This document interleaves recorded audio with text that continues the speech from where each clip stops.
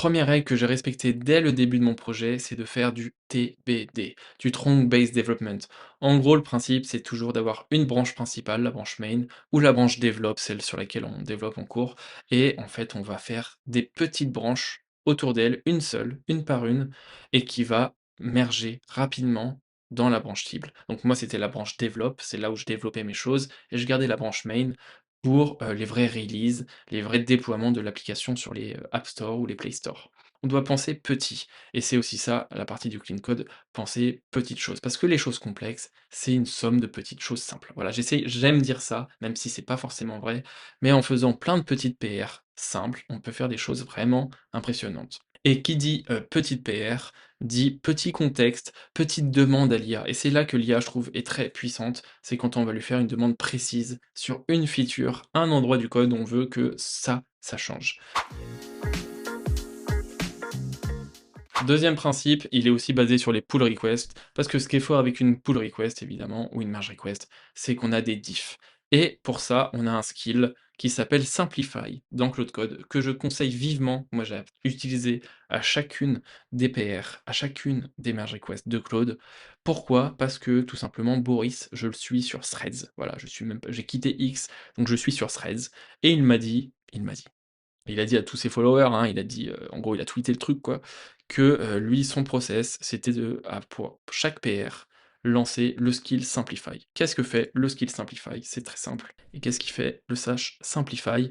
Il, revoit le code qui change, il le voit par 4 axes: la réutilisabilité, la simplification, l'efficacité et l'altitude. Et en fait, quand je laissais l'IA, faire les pull requests et que je n'utilisais pas Simplify, il y avait beaucoup de bugs qui rentraient, parce que l'IA fait encore énormément de bugs, on va pas se mentir. Et en fait Simplify, ça consomme énormément de tokens par contre, il faut être riche en tokens, évidemment.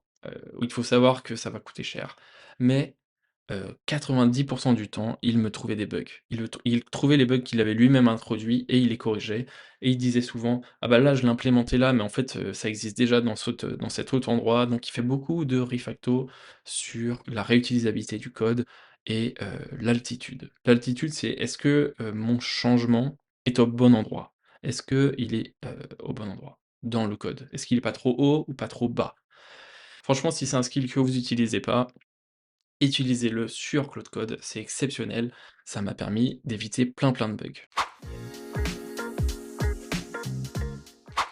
Troisième chose qui est importante, évidemment, moi vous me connaissez, c'est la clean architecture. Parce que on va contraindre l'IA, on va la contraindre. C'est ça qui la rend clean code, c'est qu'on va pas la laisser libre. C'est normal. Moi, quand on me laisse libre, je fais n'importe quoi. Quand on me contraint, et bah en fait, on respecte les règles. Parce que c'est beaucoup plus drôle de jouer un jeu en respectant les règles que tricher.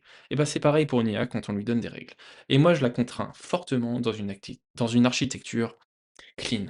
DDD, Domain Driven Design, j'ai fait une vidéo aussi dessus, n'hésitez pas à la regarder. Mais en fait, en mettant une architecture connue en plus dans le monde, que Claude connaît, j'ai un prompt, je vais pouvoir le partager si vous voulez dans les commentaires sur la clean architecture. Et de temps en temps, une fois par semaine, en fait, je dépense mon comptage, je vous dis: «Écoute maintenant, vérifie bien que la clean archi est respectée à chaque PR» ou là, il me fait un gros audit du code, donne-moi les red flags et en fait, du coup, il va tout de suite détecter les moments où il a pas respecté les règles et il va le faire respecter. Et en fait, ça va l'aider à comprendre le projet et donc à sait tout de suite où chercher dans le repo et cetera et ça m'a fait, je pense, gagner énormément de tokens, économiser de tokens en tout cas, je veux dire et surtout de bugs, parce que c'est ça le plus important. Et le code est beaucoup plus réutilisable, beaucoup plus modulaire, beaucoup plus clean code, beaucoup plus la malice code. Voilà, je vous le dis, la clean architecture, je vais vous mettre le prompt. Voilà, même si vous me le demandez pas, je vous mets le prompt tout de suite dans les commentaires et vous vous régalez. Ça, je sais pas si c'est trop long, sinon je le mettrai sur mon site web, lamalice-code.fr.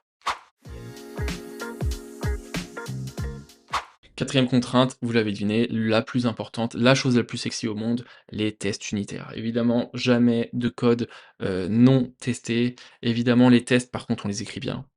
Parce que ça, je vois beaucoup d'IA écrire des tests n'importe comment, mais c'est normal, puisque les humains ont écrit, des tests n'importe comment et que cette IA apprend sur le code des humains, a appris en tout cas, parce que maintenant, je sais pas, ils vont apprendre sur eux-mêmes, enfin bref, ça va être n'importe quoi, mais les tests, jamais sur les méthodes privées. Il faut arrêter, je vois des tests unitaires sur des méthodes privées, sur des contrats d'interface qui n'existent même pas, c'est n'importe quoi. On la contraint, on lui fait des tests unitaires, on teste le comportement. On teste jamais le code, on teste le métier, le comportement, les méthodes publiques, les fonctions publiques, rien de privé. Le privé, ça sert à aider le public, c'est comme un État, c'est comme l'État français. Le privé est là pour supporter le public. Voilà, c'est ça que je veux. C'est ça que je veux en France. On n'est pas là pour tester l'implémentation. On s'en fout de l'implémentation, on veut un test lisible. Lisible, qu'un humain peut comprendre, que même quelqu'un du métier devrait comprendre. Normalement, nos tests, c'est la spécification, c'est n'importe qui devrait pouvoir écrire un test et en fait, le code, il normalement, il s'adapte à ce test-là et ce test-là, il est lisible. Bref, me parlez pas des tests, je vais en faire encore une vidéo, c'est exceptionnel, faites des tests unitaires, je vous en supplie, en fait. C'est ça le clean code, c'est ça le code qui marche, surtout. 5e contrainte ou 6e, je sais même plus où j'en suis. Je suis évidemment sur les objets calisthéniques, de Jeff Bay. J'ai fait une vidéo, les 8 règles. Je dis à l'IA: «Essaye de respecter chacune de ces règles». Évidemment, hein, lorsque ça vaut le coup, lorsque, c'est worth, comme on dit, dans le monde du jeu vidéo, lorsque c'est worth, on préfère respecter. Jamais de else, on met du polymorphisme dès qu'on peut, le early return, pas de méthode beaucoup trop longue, 3-5 lignes, ça suffit normalement. Quand on peut, vraiment pas de fichiers de 800 lignes, on veut pas ça, on veut de l'injection de dépendance. Évidemment, Jeff Bay, on rajoute aussi des contraintes solides, single responsibility, inversion des dépendances. Vous me connaissez, vous me connaissez. Tout ça, ça fait toujours plaisir. Tout ça par des prompts générales. C'est quoi? Je vais tout vous partager. Je vais vous partager tous les prompts et vous verrez comment faire du clean vibe code facilement. Parce qu'en fait, l'IA, qu'est-ce qu'elle fait? Elle sait lire des prompts. Elle sait lire des prompts et ça fait plaisir, ça fait plaisir. Qu'est-ce que j'ai aussi en plugin en plus? J'ai, comme skills, Ponytail, c'est vraiment un truc de code, senior qui fait le moins de code possible, c'est pour donner la flemme à votre IA pour le vibe code, parce que c'est très important qu'elle soit flemmarde, parce que si elle est pas flemmarde, elle va dépenser énormément de tokens et elle va faire du code inutile qu'elle pourrait faire des fois très rapidement en une ligne. Et il y a aussi, RTK que j'ai téléchargé, qui est juste un truc, pour que, l'IA quand elle va utiliser des guides diff, des guides pull, des commandes bash, elle va être un peu moins polluée, par des trucs visuels, donc ça va consommer moins de tokens. Je sais pas trop comment ça marche, mais ça rend, l'output plus clair pour les IA et surtout moins consommateur. Deuxième chose que je voudrais dire aussi, parce qu'il y a beaucoup de gens qui utilisent Superpowers sur, Claude Code. Franchement, je l'ai utilisé à fond pendant 2-3 mois pour le brainstorming et cetera, c'était exceptionnel. Mais en fait, ça coûte énormément cher en token et je crois que la plus-value n'est pas si rentable que ça. Donc si jamais, vous codez en ce moment avec Superpowers, il vous pose plein de questions: «Ouais, est-ce que tu es vraiment sûr? OK, ça fait stylé».